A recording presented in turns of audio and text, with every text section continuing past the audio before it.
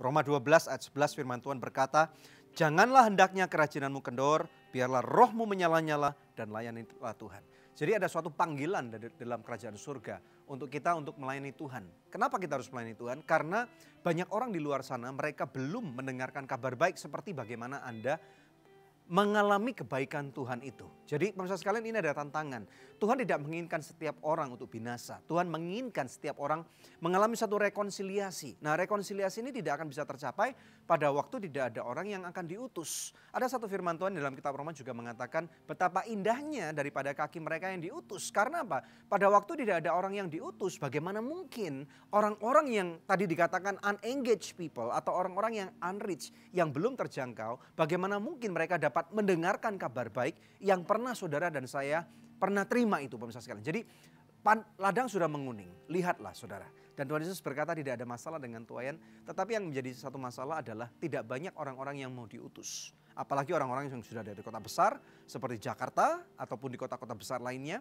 Karena terkadang pemirsa sekalian, saya mengingat ada satu cerita apa yang Tuhan Yesus pernah ajarkan kepada murid-muridnya. Di mana ada satu petani yang pergi untuk menabur benih.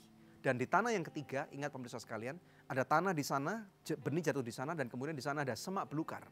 Nah, ini yang saya mau katakan, ada banyak semak belukar di sekeliling kita yang kemudian membuat iman kita itu tanahnya memang cukup tebal, iman kita bertumbuh, tetapi karena adanya semak belukar ini yang kemudian mencekek gitu ya, sehingga tanaman ini tidak bisa menghasilkan buah. Nah, saya percaya sekali bahwa ini berbicara sebenarnya tentang orang Kristen.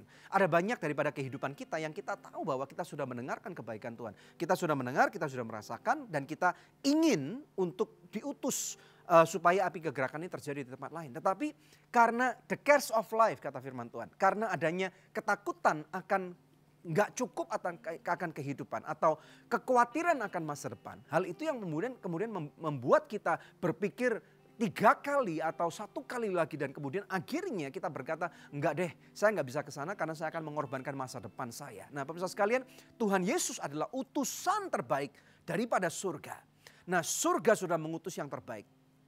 Allah Bapa tidak mengutuskan malaikat yang terbaik, tetapi dia mengutuskan putranya yang tunggal yang terbaik. Dan saya percaya bahwa kerajaan surga itu deserve, layak untuk menerima orang-orang yang terbaik. Bagaimana dengan Anda? Orang-orang seperti Pak Irwan sudah dipanggil oleh Tuhan, dan kemudian bagaimana mungkin dia bisa dipakai Tuhan dengan cara yang luar biasa. Kalau Tuhan bisa pakai beliau, saya percaya Tuhan bisa pakai Anda, siapapun diri Anda.